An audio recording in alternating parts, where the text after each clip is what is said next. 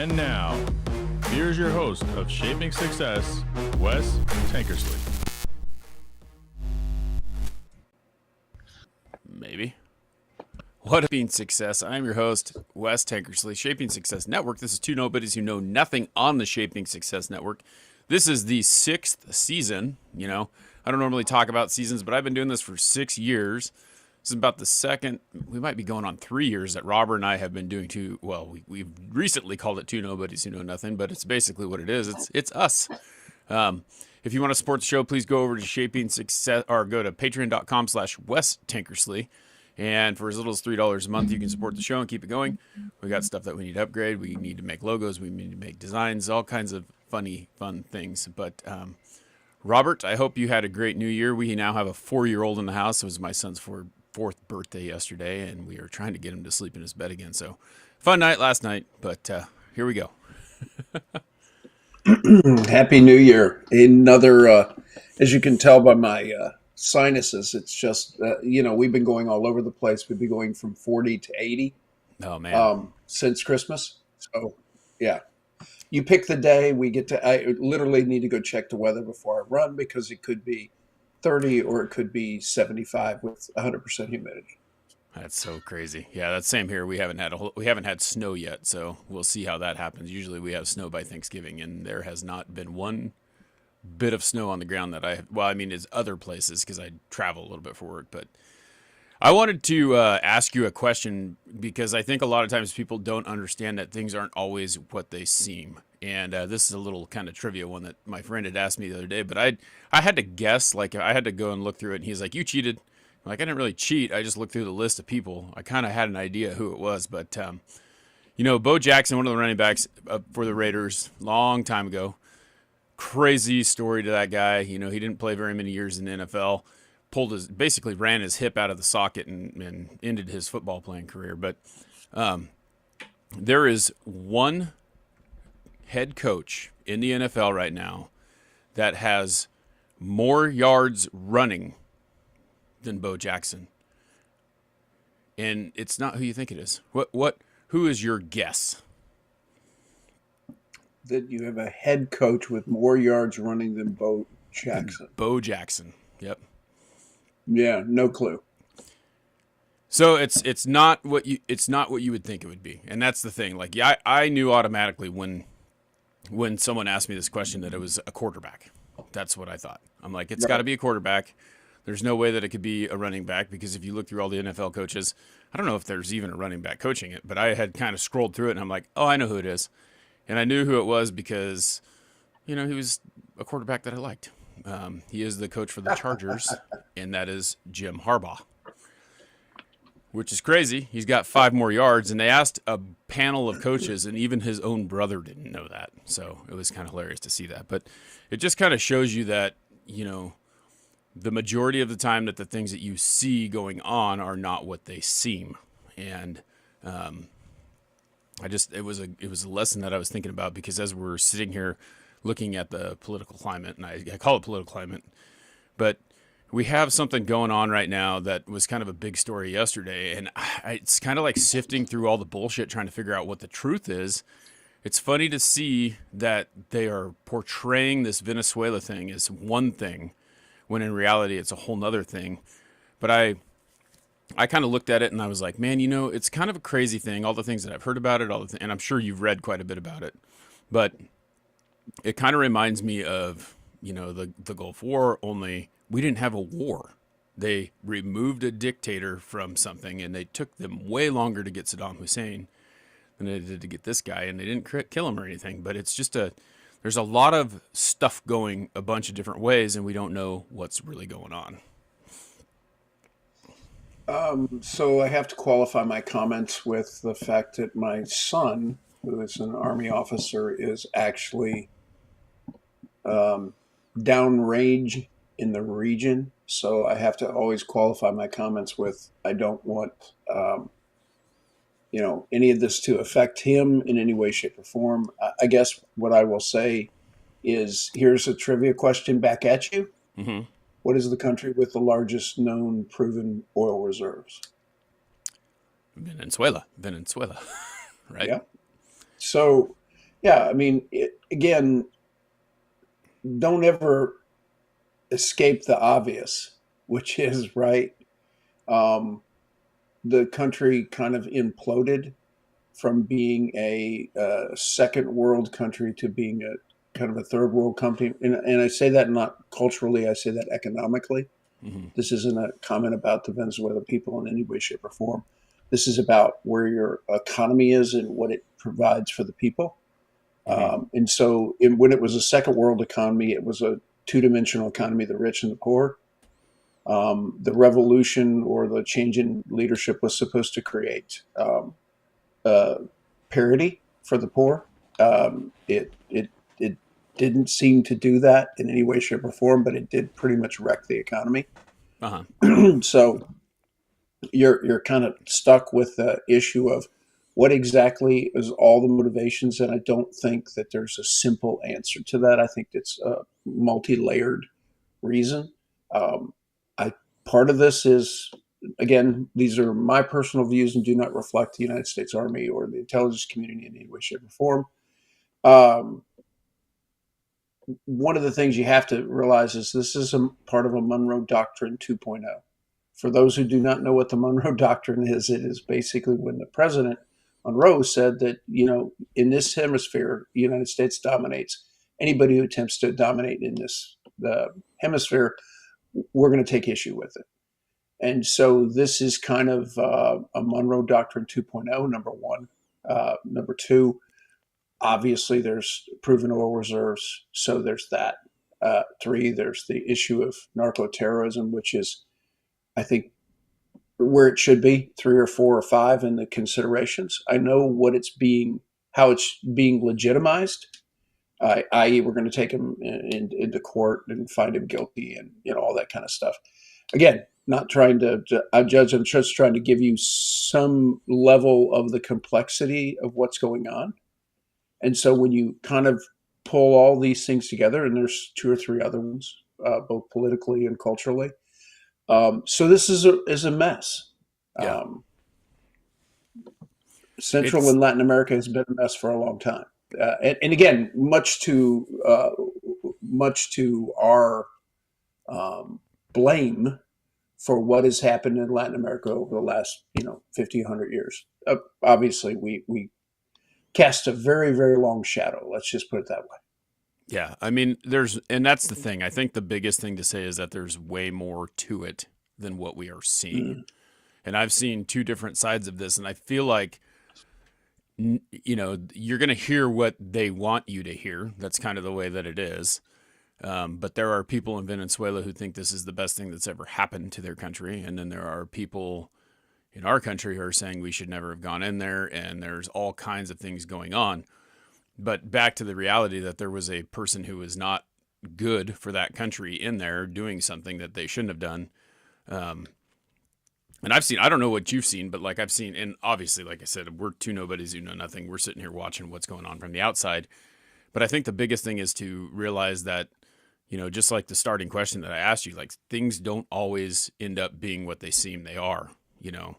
Who would have thought that a quarterback would have been the top, or you would have beat out this guy who, I don't even know if Bo Jackson's in the Hall of Fame yet, but a quarterback has beat out who's ran more yards than this guy who was an excellent athlete, and you would think that a running back would be the person who had more yards and is coaching in the NFL, but it's not. So just look at both sides of this. I think that there's a lot of crazy stuff going on right now.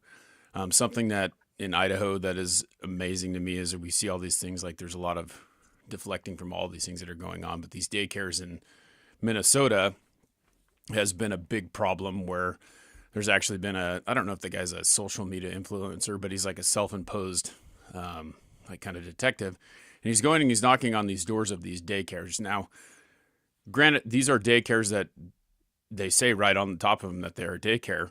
He's knocking on the door, but it's causing these other issues here in Idaho that I didn't really think of was a big thing until I was talking to one of my friends this weekend about it, who does a local podcast here. And he was saying that there's a guy who's going around and knocking on in-home daycares in Idaho, doing the same thing that this guy is doing, and like accosting these people who have an in-home daycare who receive money from the government to subsidize their in-home daycare. And he's basically going to residences and asking these people who run these in-home daycares, because the daycare thing in Idaho is a little different than it is in other places.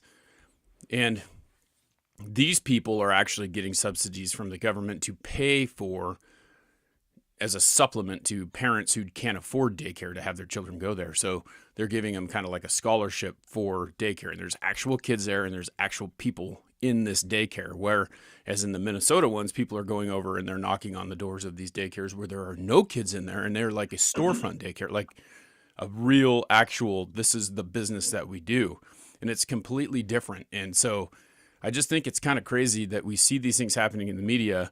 This guy's taken it upon itself to walk into these in-home daycares and ask the same questions that are being asked of this. I don't know what you would call the daycare that they are, but it's just crazy, the stuff that's going on. Yeah, it's interesting because I see podcasts, I guess, differently than everybody else does. They look at podcasts as a form of media, which obviously they are because they're recorded and memorialized. But the reality is people have always, had talked between themselves for rumor and conjecture and things like this. Is always going on since the beginning of time. Mm-hmm. And so really what this is the ability to have a conversation that you and I would be having over a campfire, or you and I would be having over coffee, or you and I would be having, it's just two people having a conversation. Right. That has always taken place. It just happens to be memorialized. So the idea that people are poking their nose in other people's business or doing that's so human. Mm-hmm. And the only difference is that you can see that impact where it might have taken in the old days months or years for that idea to spread. Right, it spreads in an hour. Right. Yeah, so it's a very, very interesting world we live in because everything is so instantaneous. It's not changing the human connection. It's just so quick. You can have it. It's like you said, you can have a problem in one state, and all of a sudden it creates a problem in another state. Right. 5 hours later, or stokes an idea. My God, can you imagine how long that idea took to travel on a wagon train? Yeah, it still traveled, but you understand, it's the difference of the speed. And I think we still need to remember that BS is BS, right? Right. Rumor, conjecture, everybody's opinions are exactly what they are, just opinions. That's why we got tagged with the two nobodies who know nothing. Yeah. Unfortunately, in some of these cases, we actually do have quite a bit of knowledge. Now, not quite a bit of knowledge with that specific situation on the ground, but we do come with somewhat of what's considered an informed opinion. Maybe not expert, because I hate that label, right, but informed opinion about what's going on. I mean, the reality is I've spent a lot of time in Central and Latin America. So do I have a pretty good grasp of what the situation is? No, because I'm not in Venezuela. But do I understand Latin American economics and dynamics and civil wars and stuff? Oh, yeah.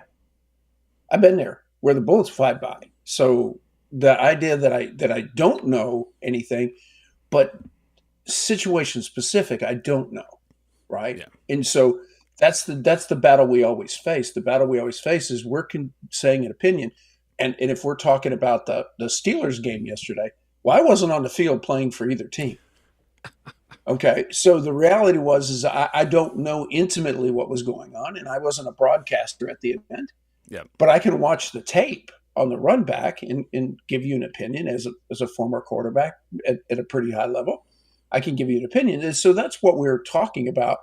And the noise that you're referring to, because that's what you're referring to when we first started off, was the noise that goes on, which is all of these opinions, and everybody's entitled to them, but it's the same thing as a loud room, right? If you go into a coffee house, what's going on? If there's a lot of people in the room, there's a noise, mm-hmm. right? You're trying to have a conversation. You and I are trying to have a conversation. All this noise is going on. Well, that noise is distracting. Well, we listen to the table over from us. The table over from us has an opinion on something that we vehemently disagree about, right? So then we just start to go into this back and forth with this table next to us. And that's what this podcasting media is all about, is we're all having a disagreement. Think of us as a large coffee house. Yeah. And everybody has an opinion. Everybody has a table. Okay. And the only difference is we're having that conversation and it's memorialized. Yeah. And it's amazing to me, like the opposite world that everyone lives in, that like if one person that you do not like says something, you automatically take the opposite opinion of that, whether there is truth in what's going on or not. And I think that that's the hardest thing. It's like reading these news stories, and it's kind of crazy because like with the Venezuela thing, like they're talking about how this is this and this and this, like, so on Channel 7, they have Channel 7 here in Idaho, which is, it's a NBC channel, right? So just to give you some context into what that says, and it doesn't matter. Like they had these two biased opinions. Okay. And, we talked to the, people in the government and asked them about, what they thought about the war in Venezuela. So Idaho's, definitely red state. There's a couple blue reps or whatever, which are in the bigger cities, which that's kind of the way it tends to go. But they asked two Republican people what they thought, and they thought it was a great thing that no one should be able to do the things that they're doing in Venezuela, blah, blah, blah, blah, blah. And then you go to the Democratic one and automatically they say, this is not how democracy works. Like that's like, I knew exactly how that was going to go. So then you start going through the media and you start looking at it, and it's like, it doesn't matter what side of the aisle you're on. If Trump says something, there are people who are going to say the exact opposite of that is correct. And it's just what it is. It's like, they don't even look into it. They don't even look at both sides of it. They don't even care. If Trump did it, it's wrong. And if it's the other way around, if they did it, it's wrong. So to me, it just pisses me off that there are only one side, and that side is what your political beliefs are. So right is right, wrong is wrong. If one of them says something, the other one is going to say it's the opposite. And it's just, why can't we just get together? Why can't we group together on this whole scenario and look at it? And this is a whole nother thing. And like, it's funny because all these things, these like hot topic button pushing things I've heard about all weekend long. I was listening to my friend Matt Todd do a podcast, and he was talking to a Democratic representative about like, she couldn't even say that it wasn't right, but men and women's locker rooms. She couldn't even say, I do not want a man. She's a woman. I do not want a man in my locker room changing in front of me. I do not want that. Couldn't even say that. Down to the point where her thought was that they should get rid of PE in schools, or they should make individualized lockers for every single kid, instead of saying, listen, let's talk about a viable solution to this. And it was like rounds and rounds and rounds with this gal about how this is wrong or how this is right or whatever. Like, she just would not, she'd skate around the whole thing and say, well, why do you care? And why do you care? And why do you care about how it affects a woman? Why do you care? It doesn't affect you. And it's like, there is right and there is wrong. Can you just say that this is wrong? Couldn't even get her to say it was wrong, So I don't know. It's just kind of weird to me. It's weird because this whole thing is become like, it's almost like it's a shaming for you to be a man. It's a shaming for you to do anything that goes against what the, like the woke group thinks. It's just crazy. Let me wander back to the situation in Venezuela, for example, because this is very kind of important. If you had, if a friend gave you a workout program and said, this is the best workout program I've ever seen, 3 or 4 other people say it's the best workout program I've ever seen, you and I both know that the true test of the workout program is not testimonials, but how it works on your body. Mm-hmm. And you won't know that answer for months, not weeks, months. This is the same situation in Venezuela. Most decisions we see in our world, like if you go to work for a new company, the test of the tape is not day one. Right. The test of the tape is day 365. The test of the tape in Venezuela will be 2 years from now. Did you create, by removing this leader, again, I'm not judging any side. I'm just saying the way we have to look at it is simply this. Did it create more stability? And did the mass populace benefit? Mm-hmm.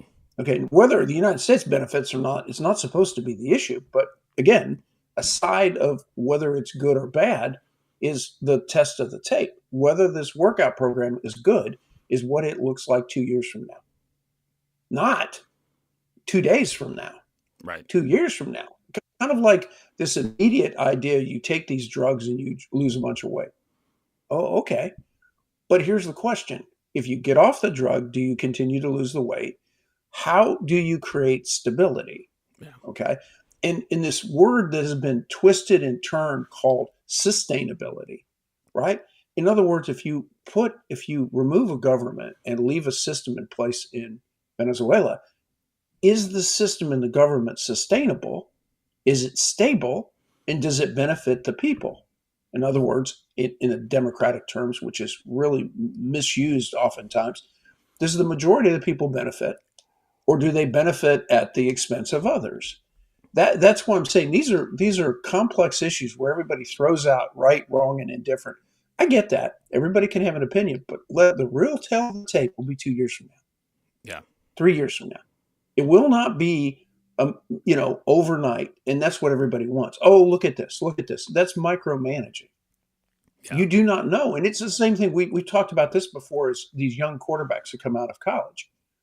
It does not matter what happens in year one. It's nice that you did well, but here's the point. Did you know in the 2021 draft of quarterbacks that only one quarterback of the top 5 or top 6 have been drafted? Only one quarterback is still with the team that he was drafted by. The rest of them are on their third team already. Yeah.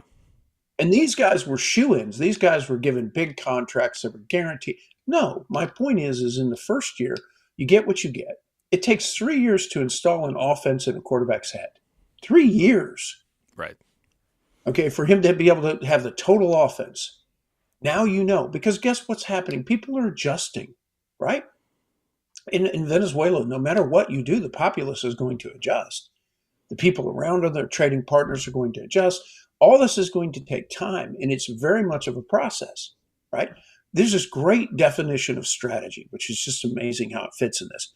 A strategy involves a story about a conflict that can be decided on favorable terms. I'll repeat that again. A strategy involves a story about a conflict that's decided on favorable terms.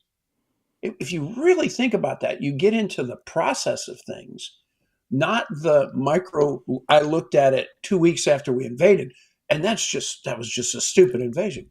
Right. No, let's look at this, but nobody's patient. Right. Everyone wants to see. There's just not. Yeah, it's surface level. I mean, that's really what it is like no one's really, they read headlines, and that's the hard part is like everyone just reads the headline and they don't read into the actual article and look at what's going on in the article. And that's the hard part. It's like everything is an opinion piece, just like you said before. Everything is an opinion piece now. Nothing is factual. It's like the person who is writing the article is going in there to give their opinion on what it is. And if you're biased one way or the other, your opinion is only going to go one way. And they're not giving both sides of what's actually going on. And that's the hard part. I mean, and I think, unfortunately, that's the way that this world is going to stay because everyone with a mouthpiece can say whatever they want to say. But instead of looking at both sides of the scenario, and again, like I said, we're two nobodies, and we're talking about what we see, and we don't know the whole story, but you have to look at the whole story. You can't just go, and that's the thing. It's like taking that position. Like it is amazing to me how many times I've seen it go. Trump says this, Chuck Schumer says this, exact opposite. And they could say, the sky is blue, and they'd be like, no, the sky is white. The sky is, it's the exact opposite. The sun can be shining. That's, a yellow sun. Nope, that's a orange sun. It's like, no matter what it is, they cannot agree on what's actually going on. And it's insane to me. It's like, I don't know. I mean, it's too much paid propaganda, and they have to find a happy medium. And I hope that we do, because it's just crazy to watch this happen. Yeah, there's the polarization is there because it's incentivized. Here's the point. You're not going to vote for me. So let's you and I you get to be the Democrat for the day. I can be the Republican for the day. If you and I agree on everything or kind of reach compromise on everything, how exactly are we going to get voted into office? What's the platform we're going to run on? We're going to run on all the compromise between us so that you can't see a difference between us. And so then you won't vote for me.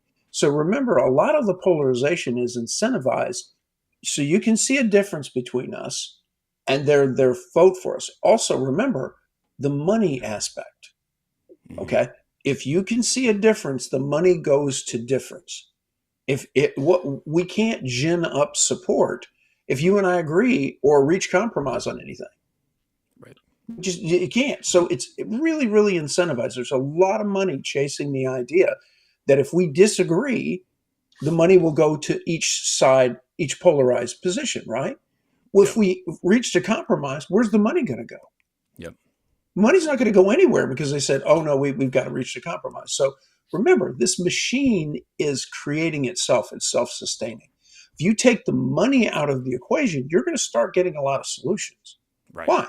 Because there's no incentive anymore for us to just, like you said, incidentally, your hat is red today. Yep. Okay. Now, if we want to call it cardinal red or stop sign red, we can figure that out. But the reality is that if I'm running for political office, I'm going to say that's crimson red. Why? Because I need to disagree with you so that everybody that agrees with me that it's crimson red and not stop sign red, please send your money in. Yep. So yeah, and I know it's real rough for people to hear that, but until you pull that money card out of this, we're going to continue to disagree about every damn thing. Yeah, because there's an incentive to do it. Yep. That's exactly right. And I think that too many people are acting on those incentives. It's insane to think about how much the money actually makes these decisions for people. And you see it, the lobbyists, all those people sitting in there going, pharmacy, all those things, sitting in this thing going, hey, here's some money, push this, here's some money, push that, make it happen. Right. And they're like, why wouldn't you? I want to live a better life. I want some more money. Let's just keep going. Who else will give me money for me to believe the way that they want me to believe? Here's an interesting point. Let's go back to COVID, the COVID vaccine, for example, right?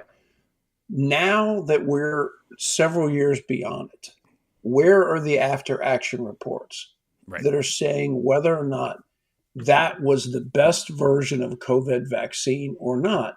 Here's the point. I'm not wanting to pin blame on anybody, but to be honest with you, I'd actually just like to see an independent assessment as to whether or not that was a good choice or not. Right. Not because I'm want to, again, pin the tail on the donkey. Oh, Joe Biden was right. Donald Trump was right. No, I don't care about that. You know why I care? Because people are taking the stupid vaccine. Right. And so my point is I would like to actually see if it was it was probably a good decision. I don't know. But the after action report will tell us whether the science was good, right? Not whether the decision was good. We can all argue that later. Let's just see if the science was good. And it's interesting, but there's no headlines on that, is there? Nope.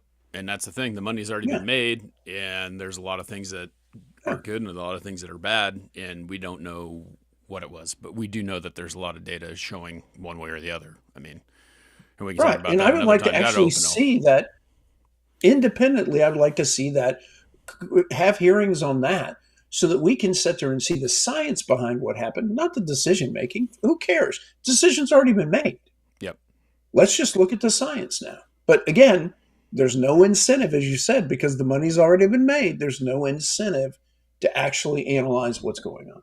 Yep. And just like you were talking about, like we won't see the effects of this whole scenario for another couple of years because it takes time for that to all pan out and play out. And we looked at it surface level. So, yeah. And to be honest with you, Trump will be out of office by the time we start to see the real long-term impacts of whether or not it was the right decision for the Venezuelan people or not, because it's not the question whether it's a right decision for the United States people. It's a question whether it was right for Venezuela. I don't know the answer. Yep. I just know that the issue is very complex, multi-layered. Yep. A lot of stuff to chew on and think about over the next couple days and weeks, and we'll see what happens. But what a way to start it out with a bang, right? Happy New Year. Yep. So, hey, everyone, thanks for hanging out with us again. Two Nobodies Who Know Nothing. We are here every Monday. Come check it out. If you have any thoughts on what's going on today, I'm sure we will hear them. Make sure that you like, share, comment. If you want to leave us a review on Apple Podcasts, go ahead and do that.